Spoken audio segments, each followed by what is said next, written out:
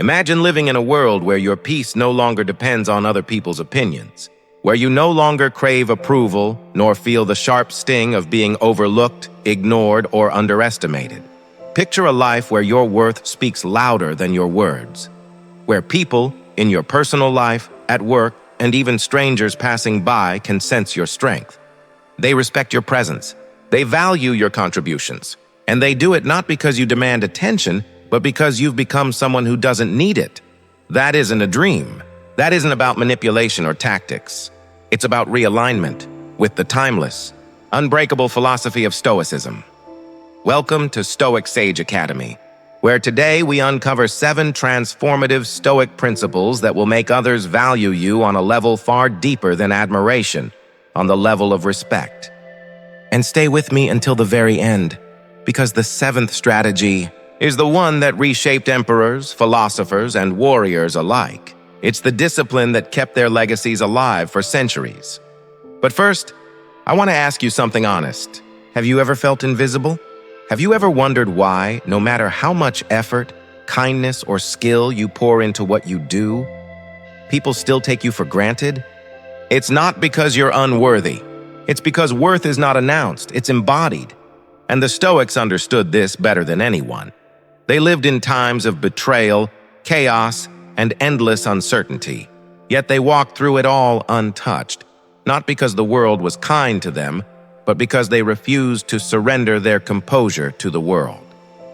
They carried a presence so calm, so grounded, that others couldn't help but respect them, not through fear, not through wealth, but through an aura of inner authority.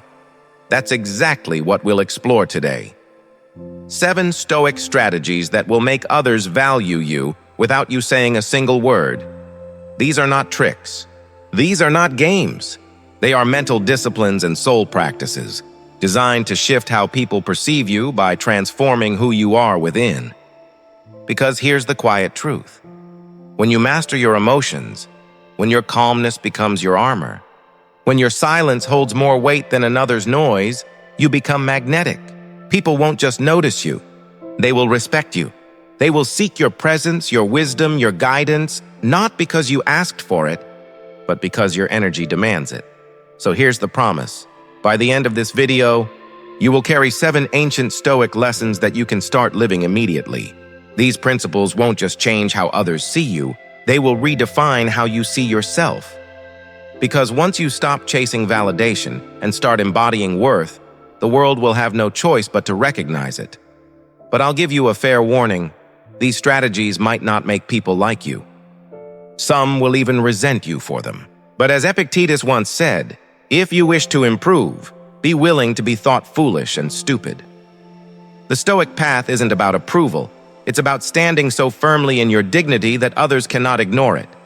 Now let me give you a glimpse of what's coming.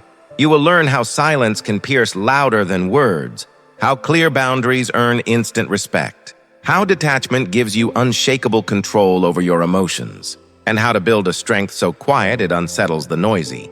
And then comes the 7th strategy, the one that Marcus Aurelius himself called the essence of human greatness, the one that separates the ordinary from the legendary. But before we begin, I want you to declare something.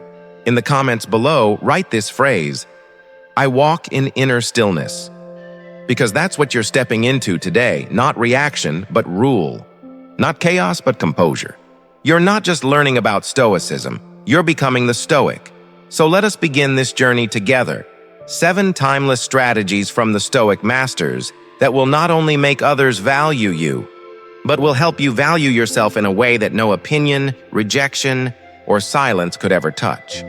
This is Stoic Sage Academy, and your transformation begins now. First strategy, live as if you already possess nothing to prove there, is a reason this strategy stands first among all the Stoic teachings we will explore. It's not merely a lesson, it's the foundation upon which all strength, freedom, and mastery are built. Because every form of suffering that binds the human spirit begins with one subtle, corrosive thought. I must prove myself. The Stoics understood that the greatest weight a human being can carry is the invisible chain of validation, the endless need to convince others of their worth. When your choices are shaped by the opinions of others, when your peace rises and falls with applause or criticism, you have already surrendered your freedom. You may appear confident, you may achieve much, but deep within you are enslaved, tied to the unpredictable winds of external approval. And for the Stoic, that is the most dangerous kind of slavery, the kind you cannot see. To live as if you already have nothing to prove is not arrogance. It is the highest form of humility. It means you have stopped fighting for recognition and started standing in truth. You no longer move to be seen. You move because your movement itself is aligned with virtue.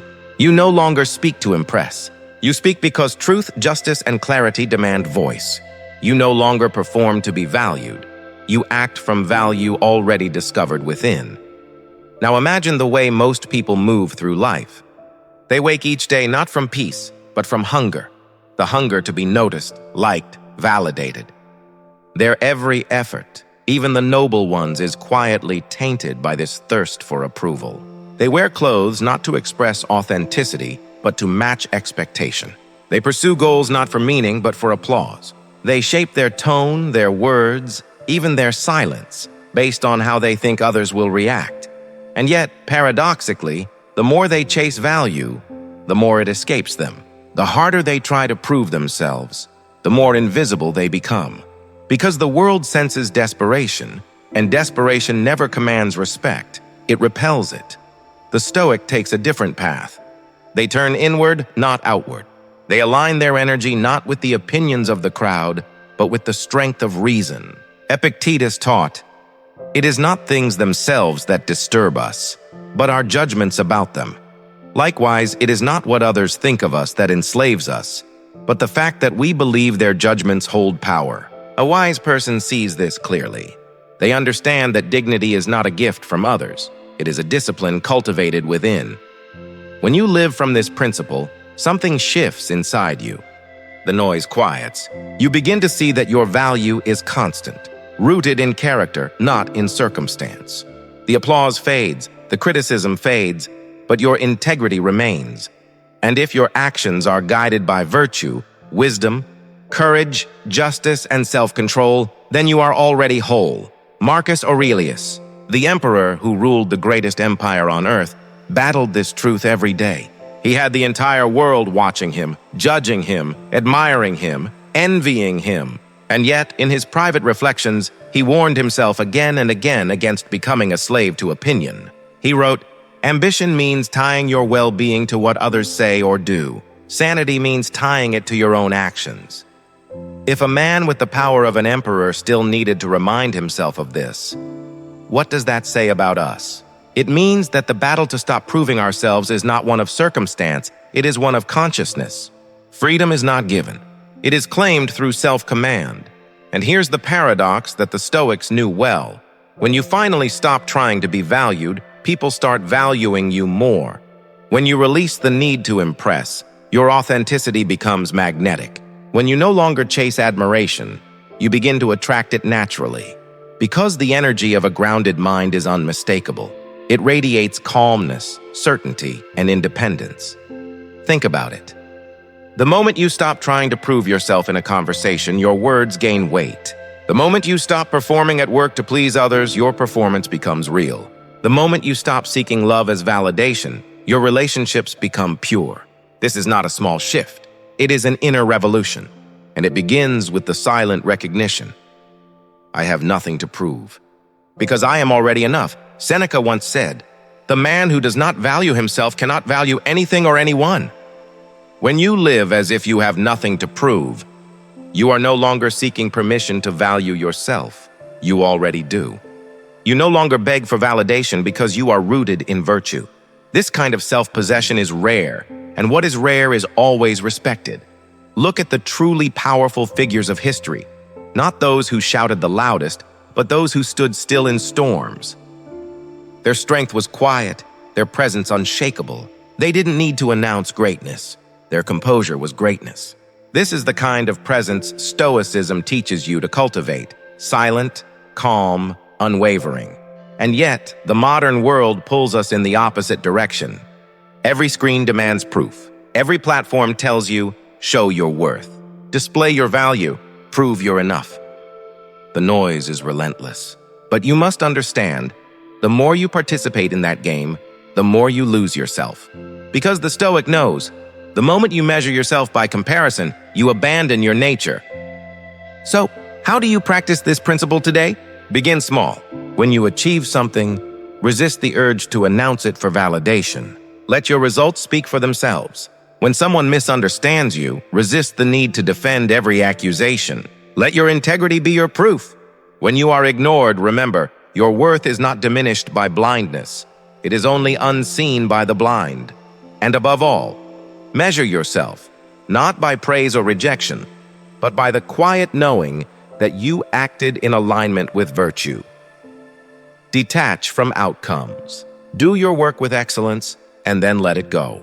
Because the Stoic understands, effort is yours, results are not. As Epictetus said, do not seek for things to happen as you wish, but wish for things to happen as they do, and your life will flow well. Freedom is not getting everything you want. It's realizing you never needed to prove that you deserved it. When you embody this way of living, your presence changes. People sense it before you speak. They feel your calm, your centeredness, your detachment from their opinions. They might not always like it, but they respect it. Because you stand apart, not above them, but beyond their control. You have become the rare kind of person who no longer dances to the music of approval, but moves only to the rhythm of purpose. And so, the first strategy, the foundation of Stoic mastery, is this. Live as if you already possess nothing to prove. Because once you stop proving, you start being. Once you stop begging for value, you become valuable. Once you stop chasing recognition, the world begins to recognize the strength it cannot manipulate. So here is your challenge for today. Not just to understand this principle, but to embody it. Stand firm in who you are, in the values you live by, and in the peace that comes from needing nothing from anyone. And when you finish this video, I want you to write a new declaration in the comments.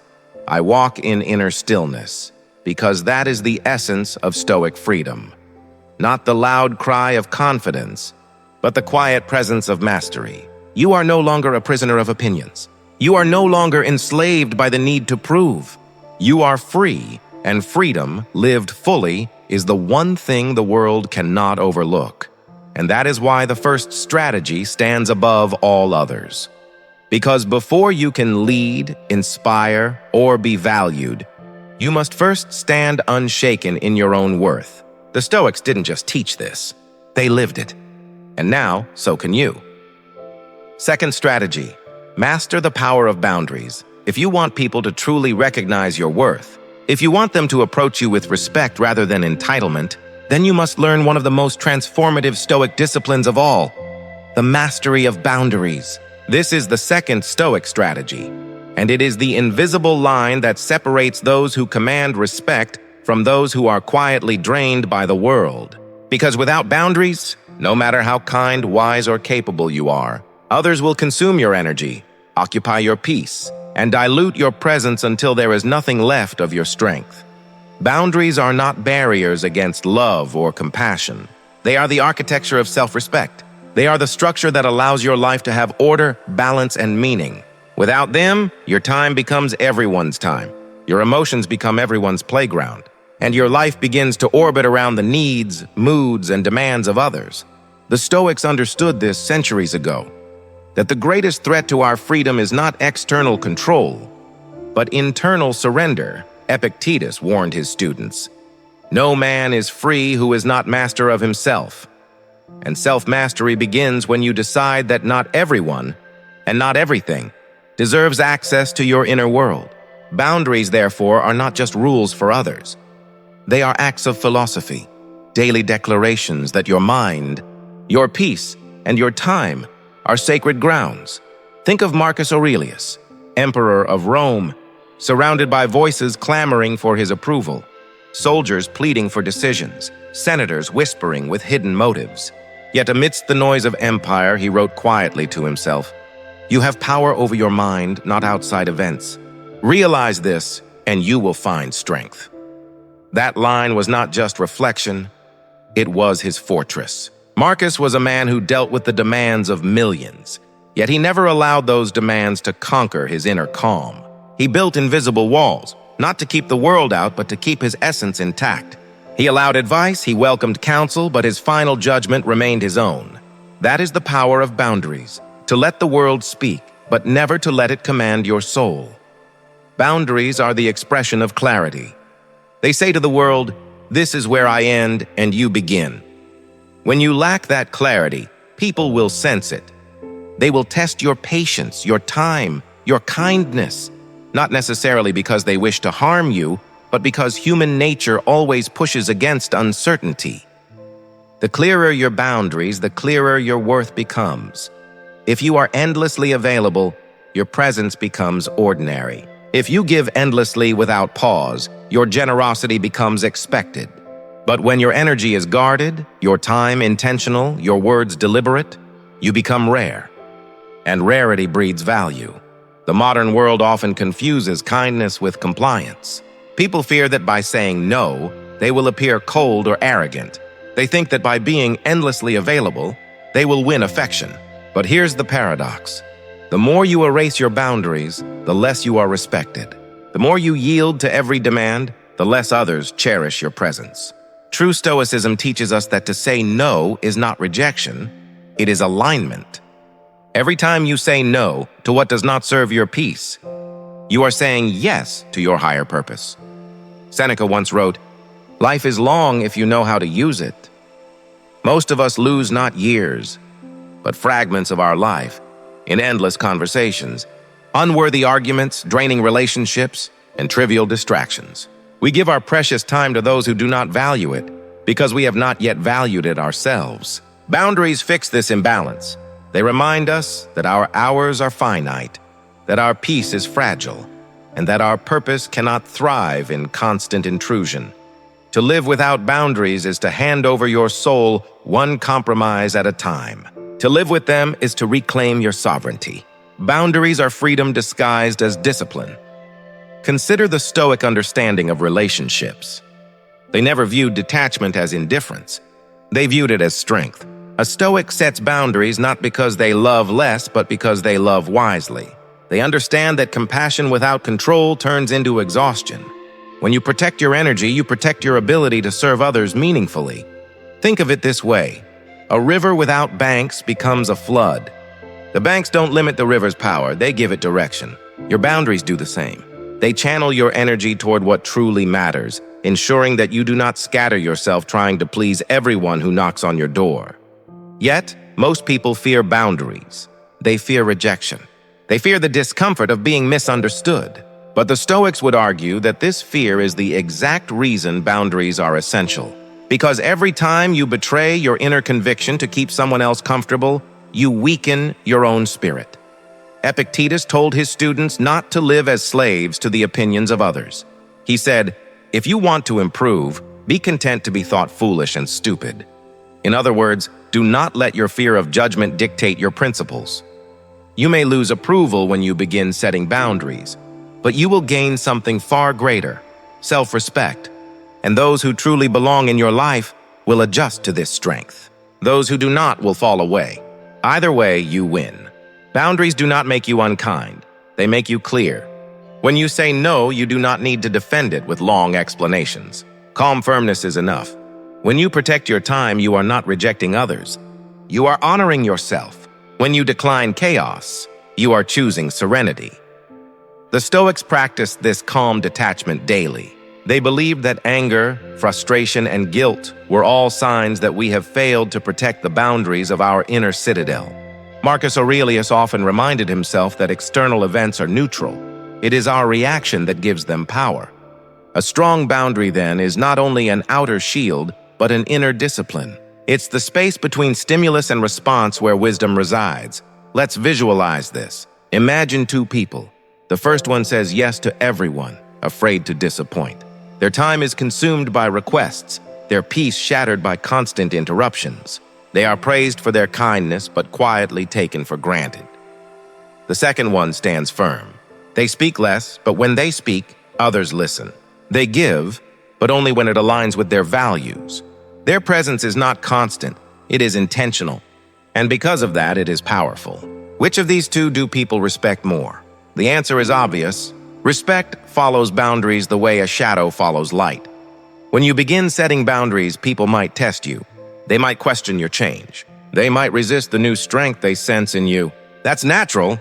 You're shifting the unspoken rules that once allowed them unlimited access to your energy.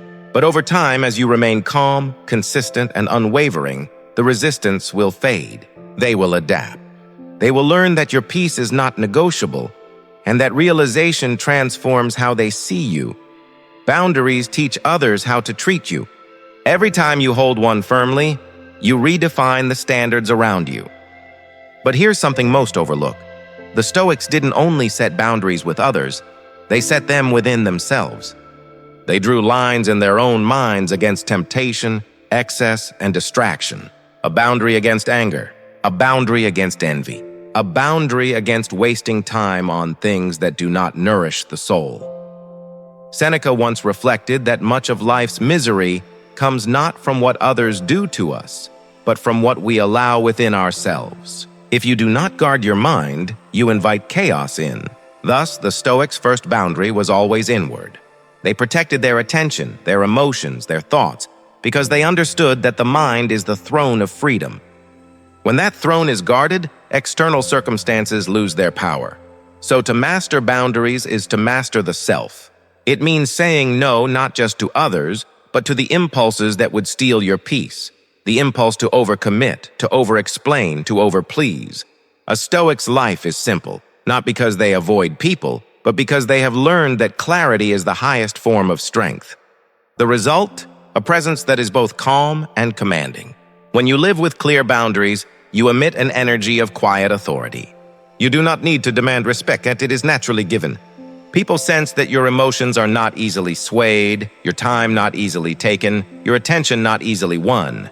You become a fortress, open enough to welcome connection, but strong enough to withstand intrusion. And when people sense that strength, they begin to value you deeply. Not because you ask them to, but because you've shown them how. So let me challenge you right now. Take a moment to examine your life. Where have your boundaries grown weak? Is it with your time? The endless distractions that keep you from what truly matters? Is it with your emotions, allowing others to dictate your peace? Or is it with your purpose, giving too much of yourself to things that do not align with your values? Identify that place, see it clearly, and then make a decision, not with anger, not with resentment, but with calm conviction, to draw the line.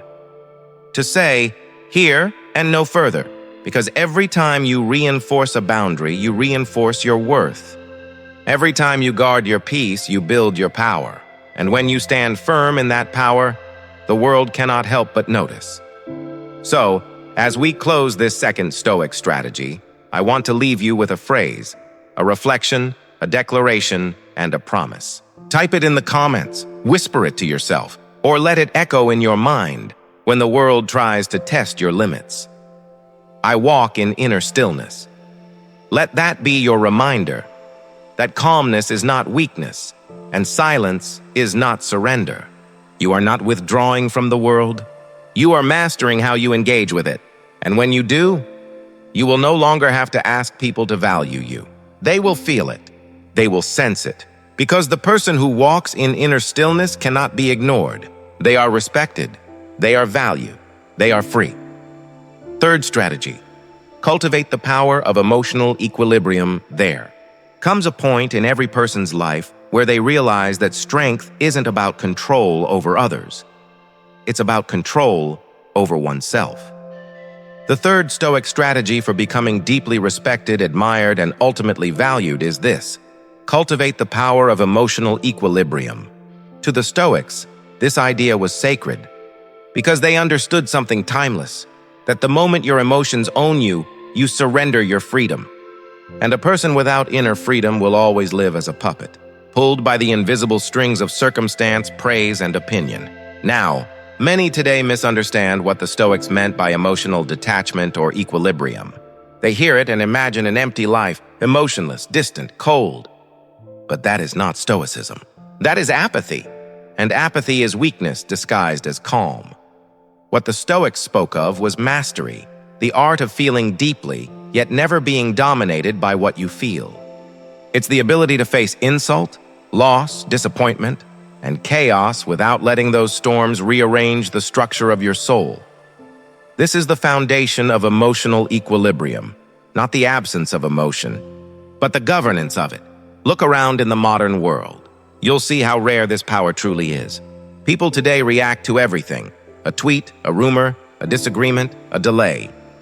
Their peace depends entirely on the weather of circumstance. A single insult ignites their rage. A moment of rejection crushes their confidence. A flash of praise inflates their pride. They are tossed endlessly between highs and lows, pulled by every external wind. And because of this, they live at the mercy of everything they cannot control. But the Stoic walks a different path. The Stoic learns to anchor themselves not in mood, but in reason.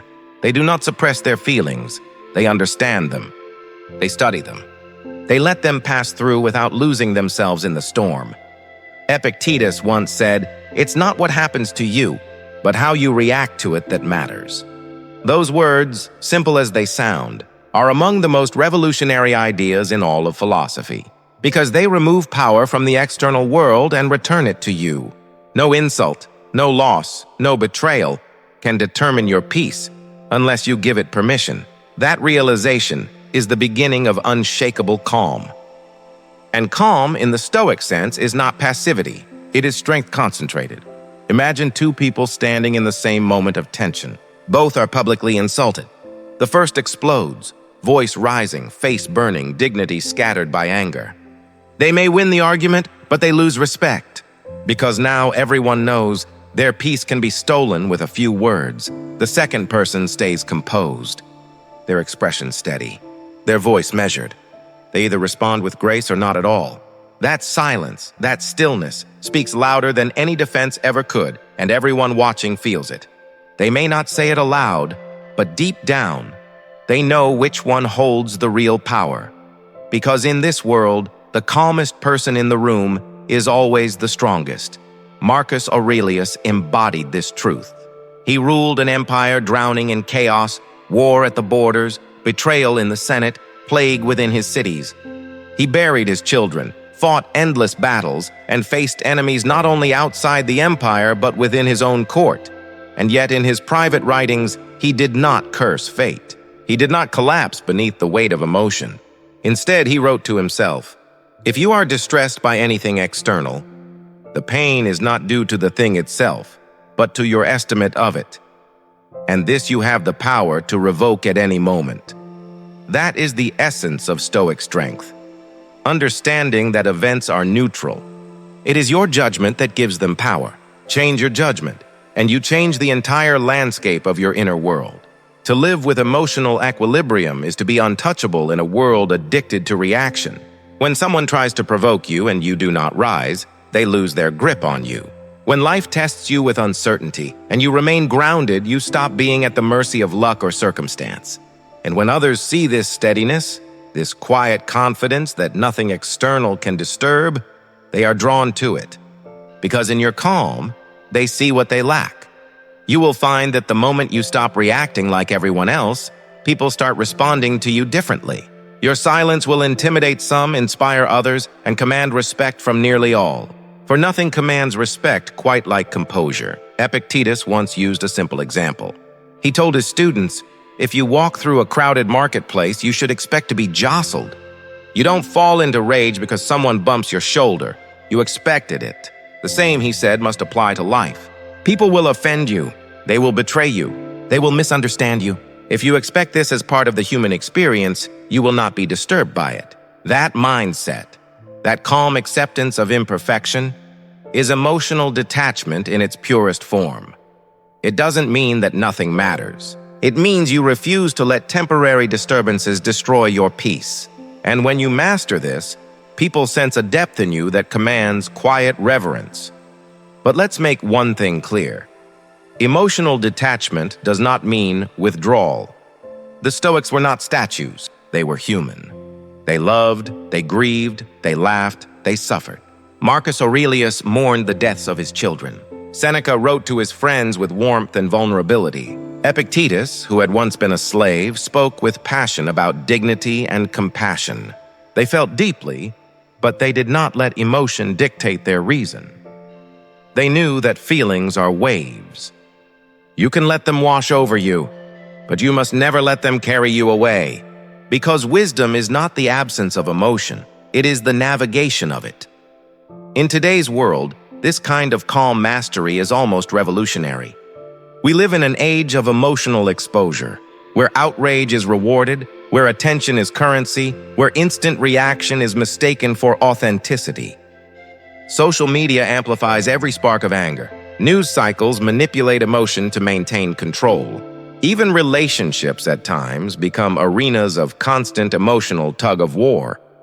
To live stoically now, to stand still in a storm of reactivity, is to become a rare and powerful presence. People will notice. They might not understand it, but they will feel it. Because calm has gravity, and in a world of noise, gravity pulls attention. So how do you begin practicing emotional equilibrium in your own life? Start small. You cannot conquer every reaction in a day, but you can begin by mastering the pause. Between the moment something happens and the moment you react, there exists a small, sacred gap. That gap is where your freedom lives. Most people rush through it. They react instantly, driven by anger, fear, pride, or desire. But the Stoic stretches that gap, breathes into it, and chooses their response deliberately. Someone insults you. Pause.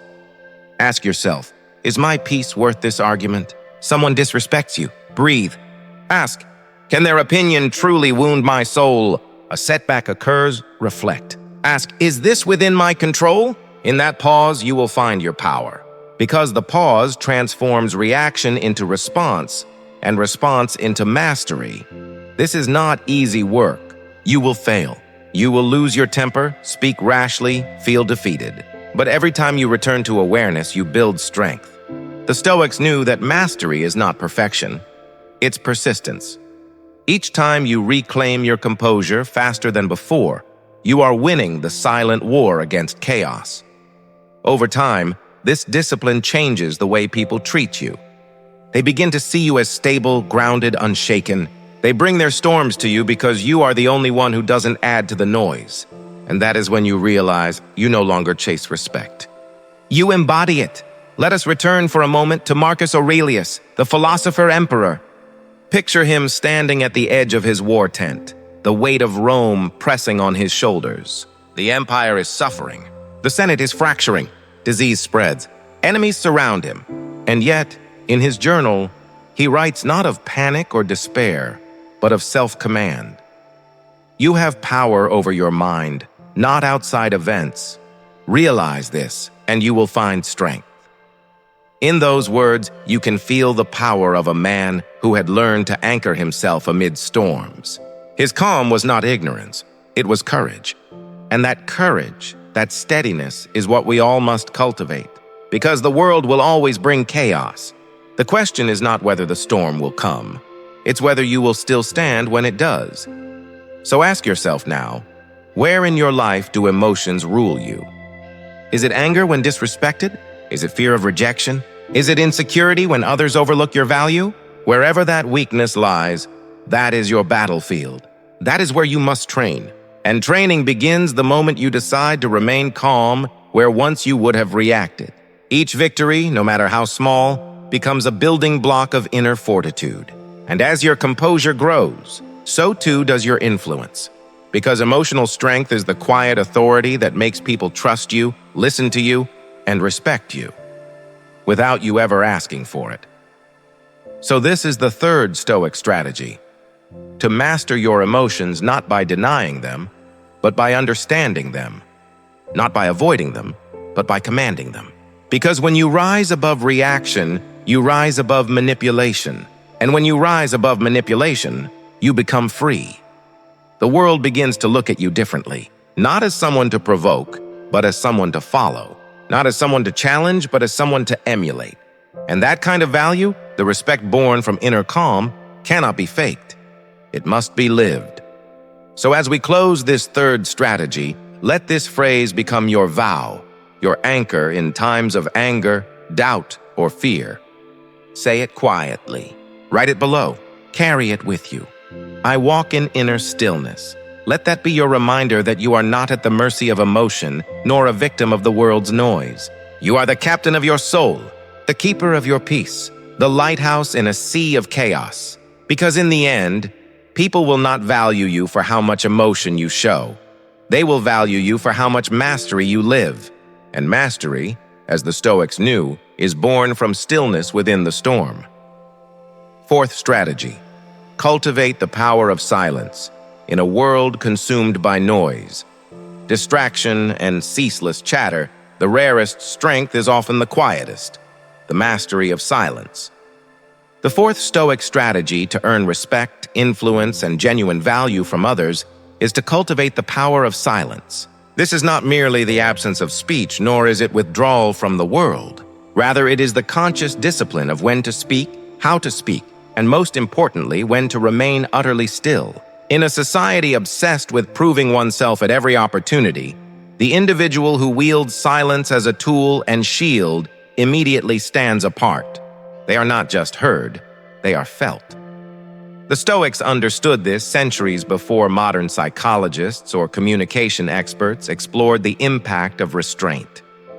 Epictetus, the former slave-turned-philosopher, constantly emphasized that speech is a mirror of the mind.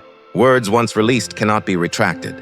They reveal your judgment, your temper, and your state of self-discipline. Careless words expose weakness, impulsivity, and the insecurity of a person still tethered to the approval of others. Conversely, measured speech, restrained and deliberate, demonstrates control, inner strength, and mastery over oneself. This is the essence of the power of silence: to speak less, yet convey infinitely more. Consider the people you most admire in life. Are they the ones who dominate every conversation? The ones who rush to fill every lull with noise or commentary?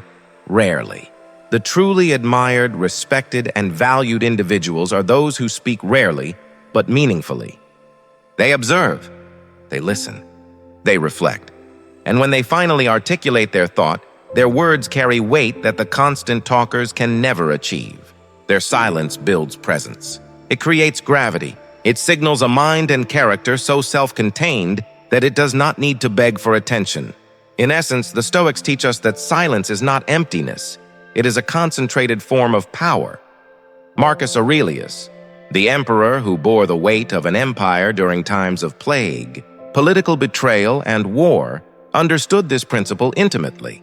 In his private meditations, he frequently reminded himself to speak only when necessary, to avoid trivial disputes, and to reserve his energy for reflection and reason. Surrounded by endless advisors, generals, and political petitioners, he realized that the most crucial dialogue is the one held internally.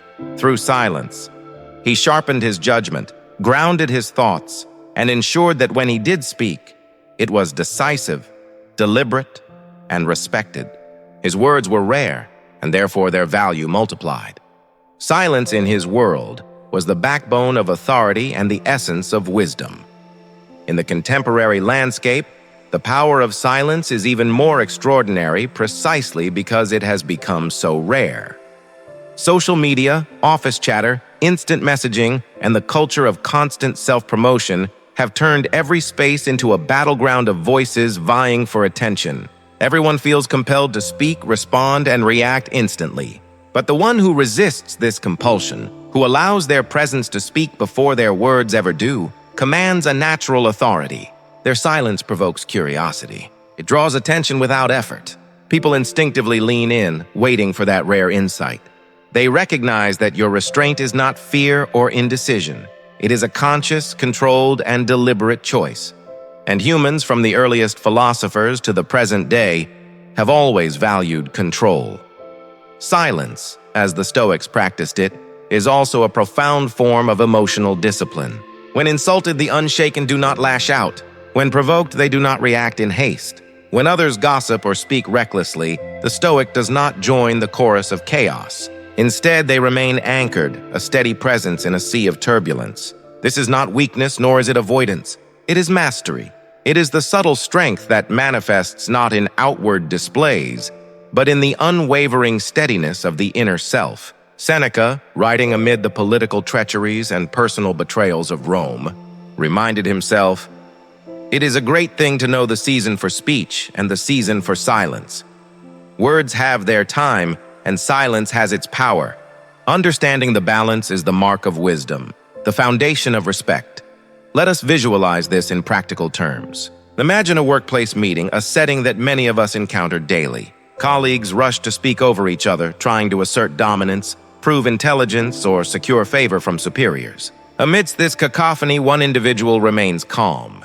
They listen. They observe. They do not interrupt. They do not compete. And when the noise subsides, they speak a single deliberate sentence. Immediately, the room grows still. Why? Because their silence has created anticipation. The scarcity of their words has amplified their weight. Rarity breeds attention, and attention breeds respect. The Stoics would say that such a person demonstrates wisdom, presence, and self-command, all qualities that naturally attract valuation from others. Now consider a personal confrontation. A friend, colleague, or family member hurls accusations, criticism, or emotional provocation. Most people, untrained in the discipline of silence, react impulsively. They defend themselves, argue, or engage in the emotional melee. But the Stoic does something different. They hold their peace. They measure each breath. They maintain composure. They do not seek to dominate the interaction, nor do they allow themselves to be diminished by it. They let the words pass, like water off stone, neither absorbing the venom nor reacting to it. Observers may feel the contrast. They recognize the strength in restraint. And over time, this calm presence commands a level of respect that outshouts any fleeting argument. This principle is not merely social strategy, it is deeply philosophical.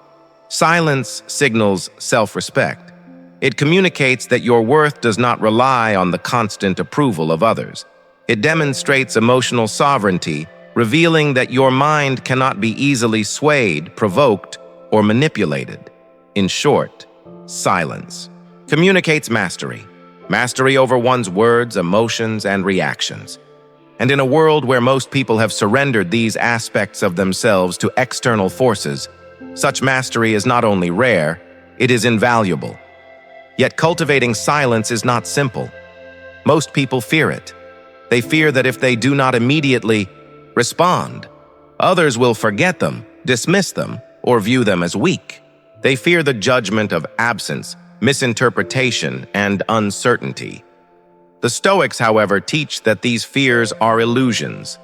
True value is not given by constant recognition.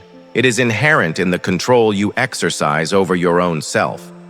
When you embrace silence, you are not yielding to fear. You are asserting inner sovereignty. You are telling the world without a single spoken word that your mind and your presence are not commodities to be bought with applause or attention. This practice requires patience and awareness. It begins with observation, noticing how quickly your mind reacts to provocation, how often you feel compelled to fill spaces with words, and how frequently your speech is motivated by the desire for external validation. The next step is conscious restraint. In small moments, meetings, conversations, digital interactions, practice withholding immediate reactions. Pause, reflect. Ask yourself whether speaking contributes meaningfully or simply satisfies impulse. Over time, this deliberate pause becomes instinctive. Your silence becomes second nature, a reflection of inner discipline rather than external calculation. The beauty of this strategy is that silence does not merely impact how others perceive you, it transforms your internal world as well. In the space created by stillness, clarity emerges. Thought is sharpened, judgment is refined, and self-awareness deepens. You begin to act less out of reactive impulse and more from deliberate choice. Every word, every action, every interaction becomes purposeful.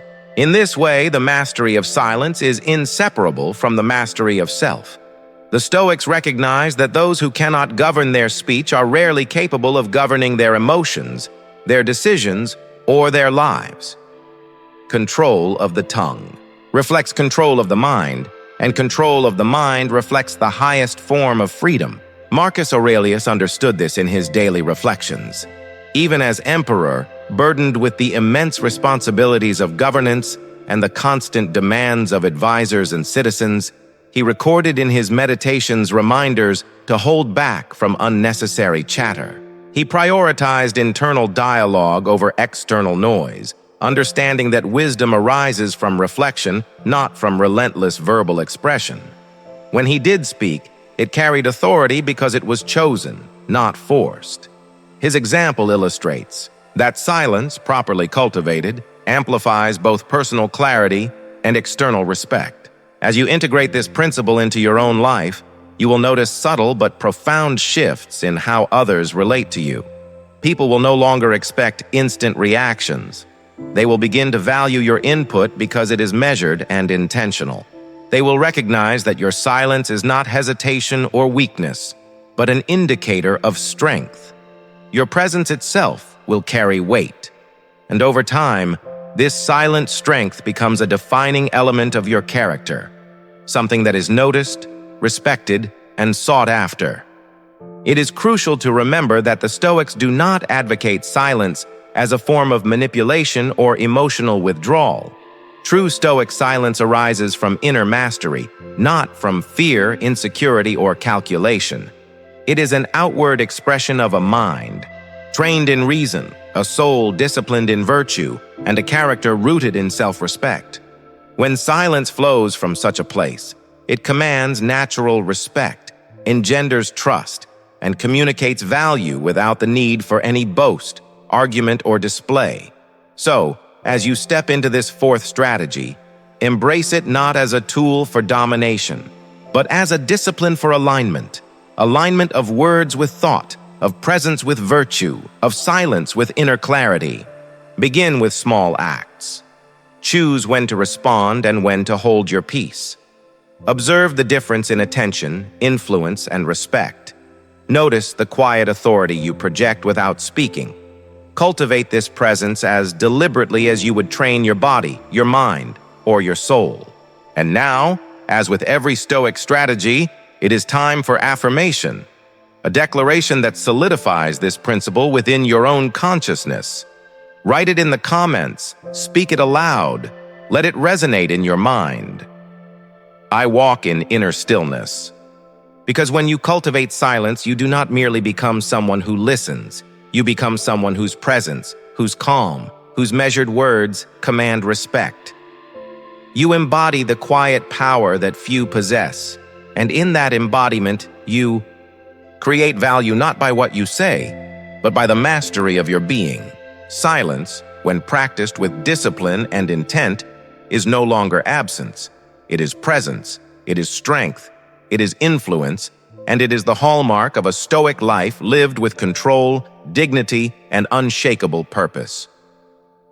Fifth strategy, build an inner fortress of discipline. If you truly wish to be valued by others, if you wish to stand as someone whose presence commands respect, whose judgment is trusted, and whose actions are admired, then you must first build something no one can take from you, an unshakable inner fortress of discipline. This is the fifth Stoic strategy to be valued, a strategy that is not flashy, not loud, and not visible in the streets or markets. It is subtle, quiet, and unyielding, yet it radiates strength to the world in a way that cannot be ignored. Discipline, in this sense, is more than habit. It is the architecture of character, the shield against chaos, the anchor in turbulent times. The Stoics understood that external power, wealth, fame, and recognition are fleeting. Empires crumble. Money loses its value, praise fades, but discipline, the mastery of the self, cannot be stolen. It cannot be undermined. It is the one possession that endures beyond circumstance, beyond fortune, and beyond the judgment of others. The person who cultivates this inner fortress becomes rare, reliable, and untouchable. and rarity, as the Stoics knew well, is valuable. Consider the life of Epictetus. Born into slavery, beaten, humiliated, and denied basic freedoms, he could have easily succumbed to despair. Instead, he built an internal citadel of discipline so strong that no chains could bind it. His resilience, his consistent practice of reason over impulse, and his refusal to allow external conditions to dictate his inner state elevated him from slave to one of the most respected philosophers of his age. Epictetus demonstrated that discipline is not about controlling the world. It is about controlling oneself. That control radiates outward.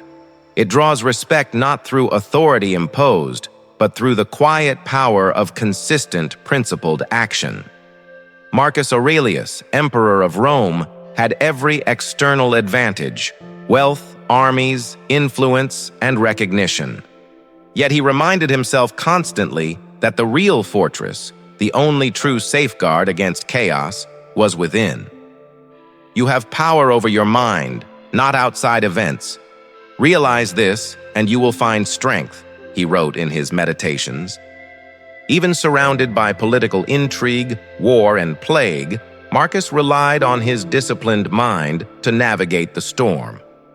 Discipline for him was not an abstract ideal, it was survival, and it was the foundation of being someone others could rely on and respect. Discipline is not glamorous. It does not sparkle like wealth or demand attention like charisma. It is quiet, understated, and cumulative. It is the small acts repeated daily, the choices made when no one is watching, the restraint exercised when impulses call. Without discipline, talent is wasted, opportunities evaporate, and respect dissolves like mist in the morning sun. With discipline, even modest abilities grow into formidable power. People notice it instinctively because it is proof. Proof that you are reliable. Proof that you are self-contained. Proof that your character is not at the mercy of every passing whim or circumstance. Discipline itself speaks louder than words. Observe the way most people live. They are driven by impulses, fleeting desires, and immediate gratification. They follow moods rather than principles. They abandon commitments the moment obstacles appear. They are like a door swinging in the wind, buffeted by every push of circumstance. Such individuals cannot be trusted, and they are not valued. Their inconsistency makes them unreliable. In contrast, a disciplined person is a beacon of stability. They show up consistently, control their appetites, adhere to their commitments, and act according to reason rather than impulse. They are rare, and rarity carries value. The Stoics viewed discipline not as restriction but as liberation. The modern conception of freedom, doing whatever one wants whenever one wants, is in Stoic eyes actually a form of slavery.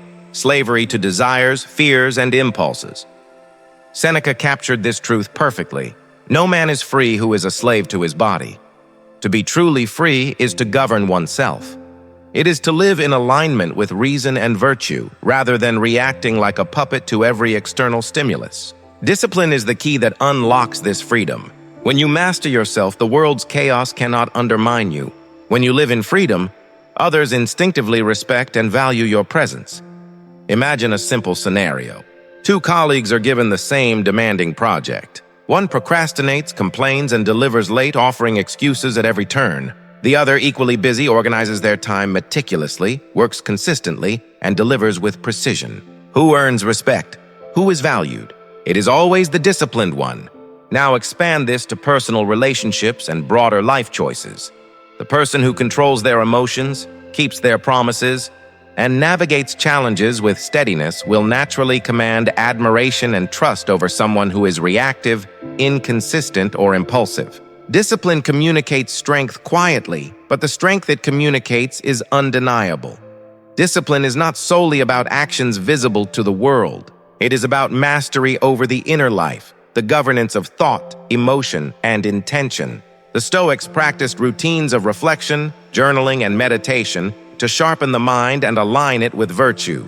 Marcus Aurelius recorded his thoughts daily, reminding himself of the importance of self-control, rational judgment, and moral consistency. Epictetus taught his students to rehearse challenges mentally before they arose, preparing themselves to respond calmly rather than react impulsively. Seneca's letters continually emphasize the fleeting nature of life, the inevitability of death, and the importance of controlling desires and emotions. These practices fortified their minds as much as any wall could fortify a city. Discipline, in this sense, is both sword and shield. It protects you from the world and from yourself. The true test of discipline, however, lies in adversity and temptation. Anyone can be disciplined when life is smooth and circumstances are favorable. The Stoics knew that the measure of character is how one behaves in extremes. Do you maintain your principles when insulted, ignored, or betrayed? Do you resist the seductive pull of indulgence, luxury, or convenience that could erode your integrity? Consistency in these moments, when tested by pain or pleasure, is what sets individuals apart. People naturally admire those who remain steady, balanced, and unwavering in extremes because such steadiness is rare and rarity is valued. Modern society is saturated with the absence of discipline. Many abandon long-term goals when immediate results fail to appear. They forsake relationships when difficulties emerge. They compromise health for convenience, virtue for pleasure, and character for comfort. In such a landscape, the disciplined individual becomes a visible pillar, a figure of reliability and resilience. They do not collapse under pressure. They do not scatter their energies. They stand firm, and in that standing, others naturally gravitate toward respect and admiration. Strength, when steady, is magnetic. Building an inner fortress begins with small, deliberate choices. Discipline is cumulative. It is not won in a single moment of willpower, but forged in daily acts that many overlook. Rising at the hour you promised yourself even when your body resists. Choosing nourishment over indulgence when cravings beckon. Remaining silent when provoked, responding with reason rather than emotion. Completing tasks to the highest standard even when no one observes. Each choice is a stone laid in the foundation of your inner fortress. Stone by stone, habit by habit, the fortress grows. And as it grows, so does the respect and value perceived by others. Not because you demand it, but because your consistency, focus, and restraint broadcast it naturally. Discipline is not perfection. The Stoics understood the human condition is fallible. They did not demand flawless execution, but an unwavering commitment to return to the path each time one strays. Seneca wrote, "I will keep the seriousness of a judge, the piety of a priest, the discipline of a soldier, the innocence of a child, and the generosity of a benefactor." He did not claim to have achieved this state. He described the direction he moved toward, the ongoing construction of his inner fortress. What matters is persistence, the continual act of recommitting to principles, even after missteps, even after failure. Observe your life and ask yourself, where are you inconsistent? Where do impulses rule over reason? Where do distractions dismantle your focus? And where do comfort and convenience erode your character? These are the spaces where discipline must be applied. Each act of self-mastery strengthens the fortress. Each moment you choose reason over impulse, commitment over whim, virtue over indulgence, the walls grow higher, the gates stronger, and the citadel of your character more imposing. Others sense this. They may not name it, but they perceive it. They recognize steadiness, reliability, and strength when they encounter it. And they value it naturally, instinctively, without need for explanation. So the fifth strategy is clear. Build an inner fortress of discipline. Construct it in your habits, your speech, your thoughts, and your emotions. Lay it stone by stone, moment by moment. Do not build it for the recognition of others, but for the preservation of yourself. In time, your fortress will not only protect you from chaos and temptation, but it will also make you someone rare, steadfast, and valued by all who encounter you. And now, as with all Stoic strategies, it is time to affirm this truth, not with words alone, but with conviction, intention, and recognition of your inner power. Write it in the comments, speak it aloud, let it settle in your consciousness. I walk in inner stillness, because discipline is the path to inner stillness. When you cultivate it, you do not simply endure life, you govern it. You do not simply survive the storms, you stand unyielding in their midst. And in that stillness, in that quiet mastery of self, the world naturally perceives your value. Respect follows, and your presence becomes, in itself, a fortress of strength. Sixth strategy: command respect through consistent integrity. If your goal is to be genuinely valued, not merely admired superficially, not praised fleetingly, not lauded for appearances, but deeply, undeniably respected, then you must understand that nothing communicates this better than integrity. The sixth Stoic strategy to earn respect is clear.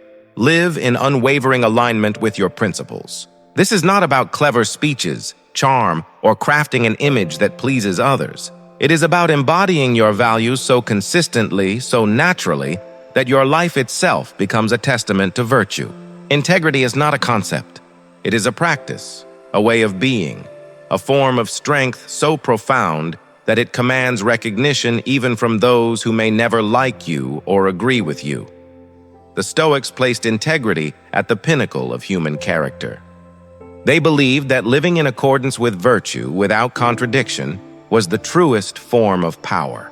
The person whose actions are aligned with principle becomes reliable, trustworthy, and morally unassailable. That reliability, that predictability, that visible alignment of word and deed creates a magnetic authority. People may not understand it, they may not articulate it, but they instinctively recognize it. They value it. They respect it. And that respect, unlike admiration based on charm or fortune, is durable. Integrity is rare. Most people, when confronted with pressure, temptation, or fear, will compromise. They bend their principles to gain favor, wealth, or comfort. They speak one thing in public and practice another in private. They promise much and deliver little. They chase the approval of others while sacrificing the consistency of their own character. Because such behavior is common, those who are unyielding in principle shine like lighthouses in a storm. Their steadiness is noticeable. Their commitment is unmistakable. And in a world where so many waver, integrity becomes a form of scarcity, scarce, and therefore valuable. Epictetus, who rose from the hardships of slavery to become one of history's most respected philosophers, emphasized this point repeatedly. He warned his students not to betray their philosophy with inconsistent action. Don't explain your philosophy. Embody it, he said.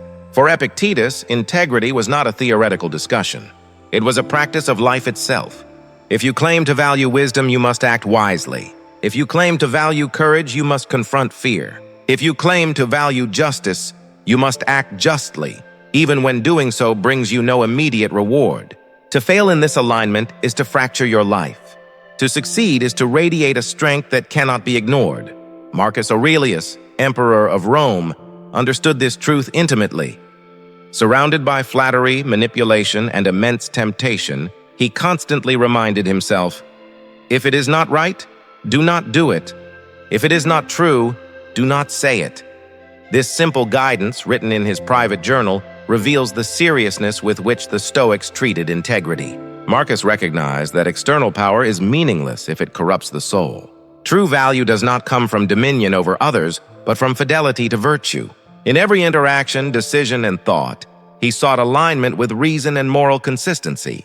This alignment, more than armies or wealth, was what made him respected, not universally liked, perhaps, but genuinely valued. Seneca, navigating the perilous court of Nero, also understood the power of integrity. Even amidst danger and political compromise, he wrote incessantly about the importance of remaining whole and uncorrupted. It is not the man who has too little, but the man who craves more, who is poor, he noted. Beyond material wealth, this is a statement about character. A person who sacrifices principles for approval or gain is impoverished in integrity. They may seem successful, but their core is fragile. True strength and true value comes from unwavering adherence to principle, regardless of circumstance. Integrity manifests practically in the alignment of words and actions. When you promise something, you deliver. When you speak a value, you live it. When you commit to a standard, you uphold it even when no one observes. This consistency is the currency of respect. People trust those whose principles are evident, predictable, and reliable. They may debate your positions, disagree with your choices, or even resent your refusal to compromise, but they cannot ignore the solidity of your character. In a world of shifting allegiances, In a society of fleeting loyalties, consistency breeds trust, and trust is the foundation of value. Think of the power inherent in predictability. A person of integrity is trusted even by those who oppose them. Why? Because integrity is transparent. Your words match your actions. Your principles are clear. Your decisions are reasoned. Even adversaries know where you stand. They know you will not betray your principles for convenience, fear, or gain. They know your strength is not superficial, but rooted in character. Trust grows from this transparency. It is built not from perfection, but from consistent alignment. And because trust is the cornerstone of all meaningful human relationships, integrity becomes the fastest and most enduring path to being valued. Yet integrity is not effortless. It demands sacrifice. Speaking the truth when it costs you comfort, security, or social standing is not easy. Acting justly when injustice would be simpler is not easy. Remaining disciplined when no one is observing is not easy. The Stoics deliberately sought hardship not to display it, but to train themselves. They reminded themselves daily of death, of impermanence, and of the fleeting nature of pleasure and fear. These reminders strengthened their resolve to act consistently. They cultivated integrity not to impress others, but to embody virtue, and in doing so, they naturally commanded respect. Modern life presents constant temptation to compromise integrity. Advertising promises shortcuts, workplaces reward results gained through dishonesty, social pressures encourage conformity, and cultural narratives equate success with personal gain at any cost. Against this backdrop, a person who says, "No, I will not compromise my principles," stands out. They may face opposition, criticism, or misunderstanding. They may be disliked or challenged, but they will be valued. People sense in them a courage and steadiness they lack in themselves. They recognize the rarity of someone who refuses to fracture, someone whose yes means yes and whose no means no. And in this recognition, respect is given, often unconsciously, but always sincerely. Integrity also liberates from the exhausting charade of appearances. Most people live fragmented lives, one version in public, another in private. One mask for friends, another for strangers. The Stoic seeks unity. The same person in private and public, the same principles spoken and practiced, the same commitments honored when watched and when alone. This wholeness creates an internal peace that radiates outward. People may not articulate why they value you, but they feel it. They sense the harmony, the consistency, the alignment that only comes from genuine integrity. Reflect for a moment. Where have you been tempted to compromise? Where have your words failed to match your actions? Where have promises gone unfulfilled? Where has convenience outweighed principle? These are the cracks in your foundation. The Stoic does not condemn themselves, but repairs these cracks daily. Integrity is not about perfection. It is about returning moment by moment to alignment with virtue. Each choice, each act of consistency reinforces the inner citadel of character. With every repair, your value grows, not because you proclaim it, but because your life demonstrates it.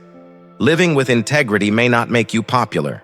Some may resent you for refusing to bend. Some may oppose you because your steadfastness exposes their own compromises. Some may misunderstand your refusal to yield as stubbornness or pride. But respect and deeper value is more enduring than approval. The Stoics never sought to be liked. They sought to be virtuous. In this pursuit, they earned a respect that transcended fleeting opinion and endured across generations. So the sixth strategy is this: command respect through consistent integrity. Do not chase reputation. Do not perform virtue for applause. Live it. Embody it. Let every act, word, and thought reflect alignment with your principles. Make your life itself a demonstration of philosophy, so that even in silence, your existence declares truth, strength, and reliability. People cannot help but value someone who is whole, someone whose character does not fracture under pressure, someone whose consistency communicates strength louder than any claim or title ever could. And as with every Stoic strategy, this one is incomplete without affirmation. Write it, speak it, allow it to resonate through your being. I walk in inner stillness, because integrity is the foundation of stillness. When you act consistently, your mind does not waver. When your words match your deeds, your spirit is calm. When your principles guide you, chaos outside cannot disturb you. you walk through the world unshaken, and in that unshakable presence, respect and value follow naturally. The world may challenge you, fortune may test you, others may attempt to sway you. Yet your inner stillness, grounded in integrity, remains. And it is in this stillness that you become truly, undeniably valued. Seventh strategy: value yourself before expecting others to value you. Every journey begins within. If you wish to be genuinely respected, to be recognized for your true worth, to be valued in a way that transcends fleeting admiration, the starting point is not outside of you. It is entirely internal. The seventh Stoic strategy, and the foundation that supports every other strategy for commanding respect, is to value yourself before expecting anyone else to value you. This principle is not about arrogance. It is not about vanity. It is not about inflating your ego or pretending to be superior to others. Instead, it is about recognizing your inherent dignity as a rational, virtuous being. It is about embracing the virtues that make you whole, refusing to treat yourself as expendable, and standing firmly in the worth that comes from self-respect. If you do not honor your own value, you cannot hope for others to honor it either. The Stoics held that self-respect was the root of all true strength. Epictetus, born a slave and subjected to humiliation, abuse, and hardship, understood this intimately. He refused to see himself as less than human. He taught his students that the opinion of others is irrelevant compared to the opinion you hold of yourself. If you want to improve, he said, be content to be thought foolish and stupid. In other words, the value you assign to yourself should not be contingent upon external approval. When you live in accordance with virtue, your worth cannot be diminished by insult, neglect, or rejection. And when you internalize this, others inevitably notice. People are instinctively drawn to those who already recognize their own value. Marcus Aurelius, Emperor of Rome, carried immense responsibility, yet reminded himself constantly that living for the applause of others was a trap. He wrote, "We all love ourselves more than other people, but care more about their opinion than our own." He understood that many people trade their peace for popularity, their integrity for comfort, and their dignity for recognition. The Stoic, however, refuses this exchange. They stand in unwavering self-respect, knowing that if they do not honor themselves first, they cannot expect anyone else to do so. By valuing yourself before others, you set the tone for how you will be treated. You establish a standard that others unconsciously follow. Seneca reinforced this lesson in his writings. He warned against tying your worth to externalities such as wealth, status, or praise. "He is most powerful who has himself in his own power," he wrote. To value yourself is to remain sovereign over your own mind, choices, and actions. When you fail to do so, you hand your power and worth to the judgments of others. And what is so easily given away is rarely respected. Imagine walking into a room apologizing for your existence. Head bowed, voice soft, presence minimized. How can anyone value you in such a posture? Now imagine entering that same room calm, steady, composed, confident, grounded in self-respect. Not boastful, not demanding, but naturally assured. People sense it instinctively. Your self-value sets the tone. Respect is contagious. The way you carry yourself teaches others how to treat you. Yet many fail at this initial step. They wait for others to grant them value before they grant it to themselves. They wait for recognition before recognizing their own worth. They wait for love before learning to love themselves. This is a path to frustration, because the world reflects back the uncertainty they carry within. The Stoic takes the opposite approach. They declare internally, firmly, "I am valuable because I live in accordance with reason and virtue." From this foundation, all external recognition follows naturally. Valuing yourself does not equate to indulgence. It does not mean surrounding yourself with luxuries, treating yourself with excess, or pampering fleeting pleasures. The Stoics did not measure self-worth through material possessions. Instead, they cultivated virtue, discipline, courage, wisdom, and justice. Self-respect is forged through mastery of the self, not mastery of wealth. Saying no to impulses, choosing virtue over vice, holding yourself to high standards even when no one is watching, these are the acts through which value grows. This internal integrity radiates outward, perceptible to those around you. Consider Epictetus once more. By worldly measures, he possessed nothing. He had no wealth, no official power, no social rank. Yet his students, many of them affluent and influential, sat at his feet with reverence. Why? Because he valued himself. He refused to perceive himself as inferior to anyone, regardless of social standing. His dignity was rooted internally. It was unshakable because it came from within, not from the opinions of others. This unshakable inner value made him respected and admired by all who encountered him. Practically speaking, valuing yourself requires daily introspection. Marcus Aurelius spent each night examining his actions, correcting his faults, and reaffirming his principles. This was not indulgence, but discipline. Self-respect requires that we face ourselves honestly, admit our errors, and recommit to virtue. Many people avoid this reflection, distracting themselves with noise, constant activity, or entertainment to escape the confrontation with their own soul. The Stoic, however, embraces the discipline of self-examination. By doing so, they strengthen their inner life, and the resulting presence of integrity commands respect in the external world. Valuing yourself also involves establishing and maintaining boundaries. This is not about aggression or defensiveness. It is about ensuring that you are not diminished by others' disrespect. If someone consistently demeans, mocks, or exploits you, allowing it signals that you do not value yourself. But calmly setting boundaries, refusing to tolerate misuse, walking away when necessary, these acts communicate that your worth is non-negotiable. People recognize and respect firmness. Even those who disagree with you or dislike you will feel the weight of your self-respect and adjust their treatment accordingly. The world will continually challenge your sense of self-worth. It will tempt you to undervalue yourself, trade dignity for comfort, and compromise principles for approval. But every time you resist these pressures, every time you assert your intrinsic value, you grow stronger. Others notice. They see someone who does not crumble under criticism, who does not seek validation, who refuses to diminish themselves for temporary gain. They see someone grounded.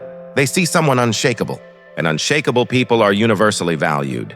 It is essential, however, to distinguish self-value from arrogance. The Stoics warned against pride that elevates oneself above others. True self-value does not require looking down on anyone else. It is not about domination or boastfulness. It is about quiet, firm confidence. It is about recognizing your worth without the need to diminish others. The arrogant demand respect but rarely earn it. The Stoic, by valuing themselves, inherently values others, acknowledging the shared rational nature that unites all human beings. Self-value manifests as quiet strength, not as loud assertion. It embodies worth rather than demanding it.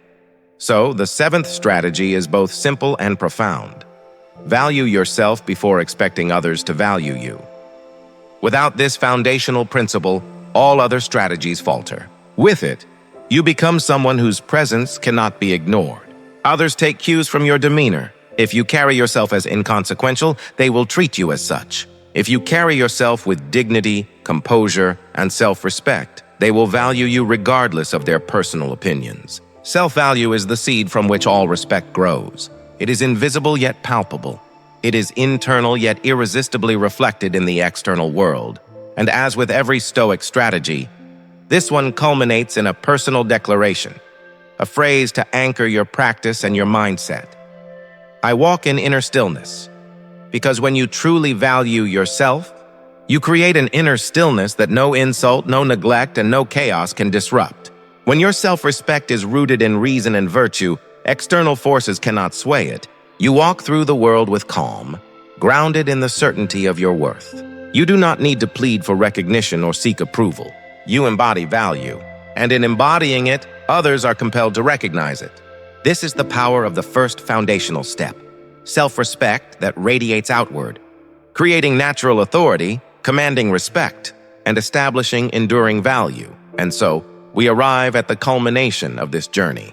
You have walked through 7 profound Stoic strategies, each meticulously designed not to manipulate others, not to trick them into granting you value, but to transform the very way you exist, the way you perceive yourself, and the way the world perceives you.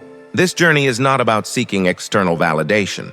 It is about aligning your life with timeless principles, living in harmony with reason, virtue, and self-mastery, and allowing the world to respond naturally to the strength you cultivate within.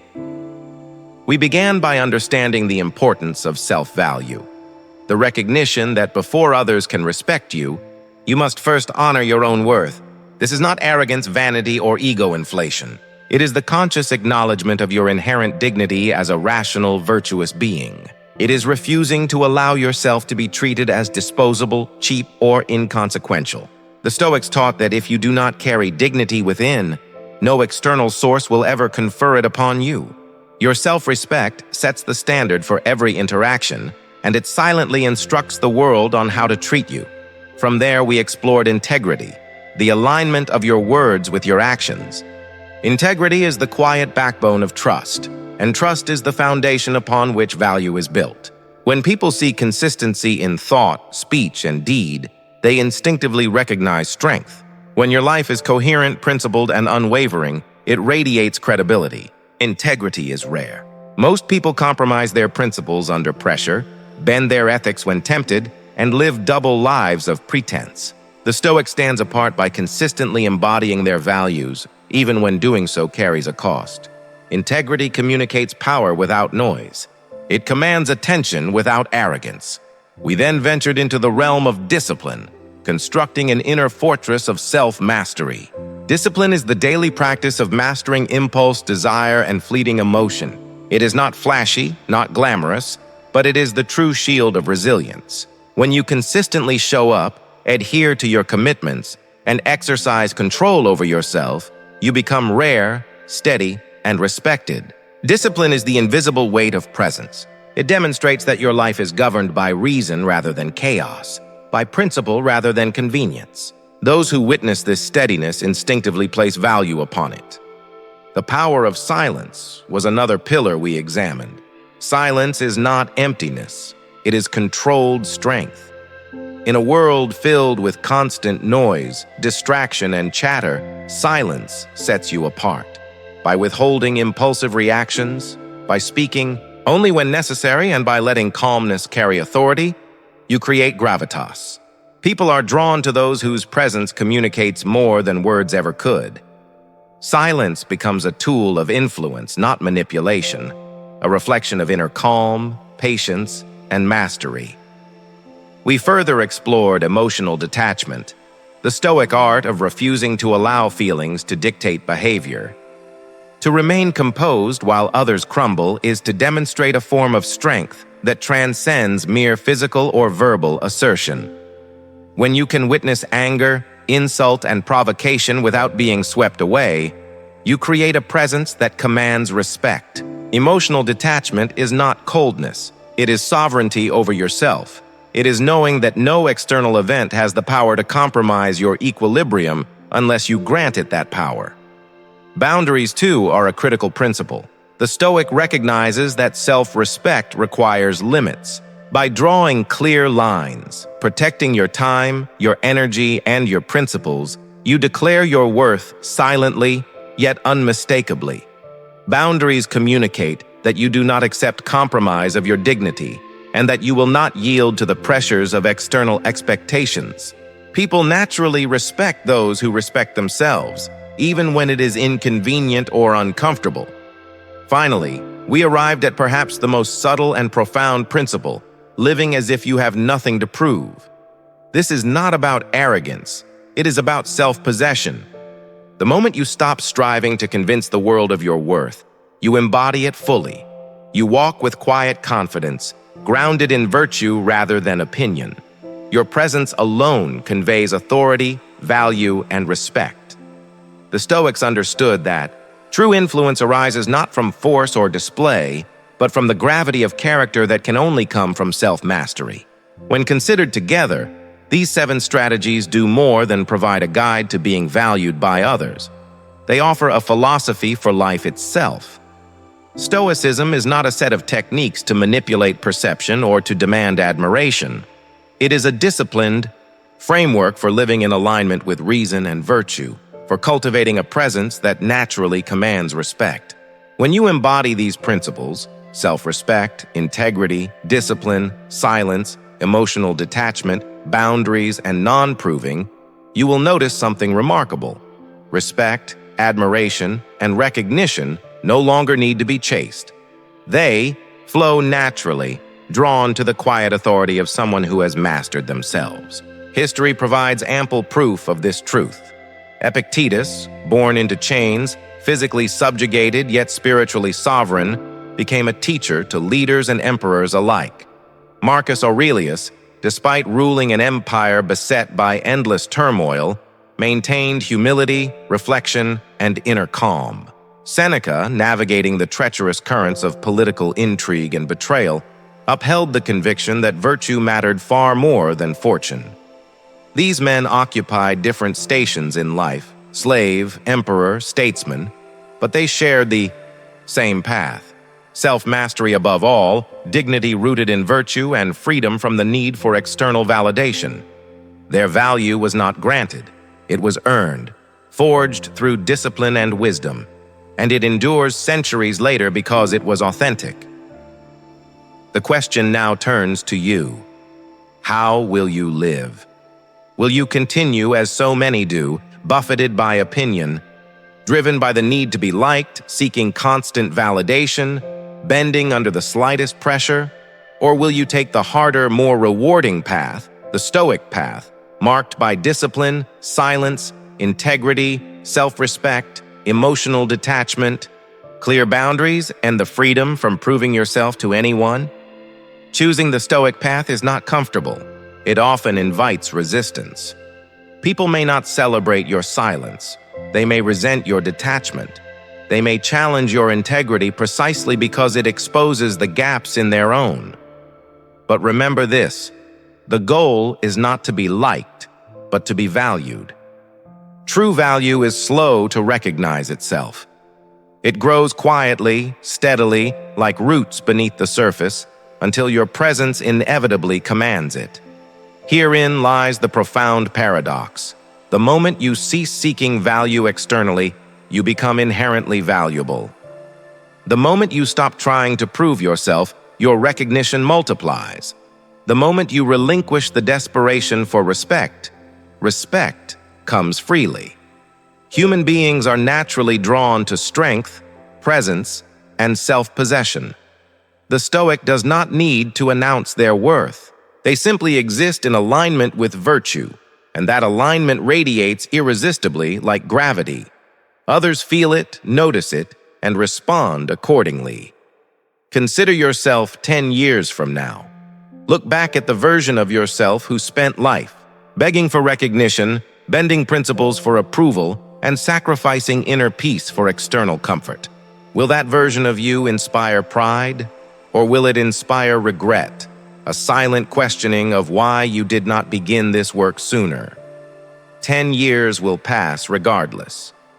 The only choice lies in how you spend them, chasing fleeting approval or cultivating enduring value. Living with discipline, boundaries, integrity, silence, emotional control, and self-respect is the path that transforms ordinary existence into presence that commands respect. Now here is the final unifying call. You can choose the easy, reactive path, the one of compromise, noise, and constant proving. Or you can embrace the Stoic path, the deliberate path, the path of internal strength and virtue. The first path keeps you invisible, fragile, and dependent on others' opinions. The second path transforms you into someone unassailable, steady, and valued, not because you demanded it, but because you became it through intentional practice. And if you have followed this journey with attention, reflection, and sincerity, you already know the answer. The only path worth walking is the path of virtue, self-mastery, and inner sovereignty. And to seal this understanding, to anchor it in your life, repeat this declaration: I walk in inner stillness. Carry it with you. Let it remind you in moments of doubt, distraction, temptation, or criticism that your value does not depend on the world. It depends on your alignment with reason, your adherence to virtue, and your commitment to yourself. This is the essence of Stoicism. This is the essence of being truly valued. Not through manipulation, not through desperation, not through proving anything, but simply through the embodiment of timeless principles. To live in this way is to embrace the truth that you have nothing to prove because you already are enough. It is to recognize that you have everything to gain because your life is now governed by virtue, discipline, and integrity. And it is to understand that you have every reason to stand tall, grounded in the knowledge that your presence carries weight, value, and unshakable influence. This is your Stoic Sage Academy. This is the philosophy made practical. This is your journey toward a life in which you command respect, embody value, and walk through the world with quiet, unyielding power. Begin now. Begin in this moment. Begin in the recognition of your own worth, in the cultivation of your virtue, in the practice of inner stillness that nothing external can disturb. This is the path. This is the calling. This is the life worth living.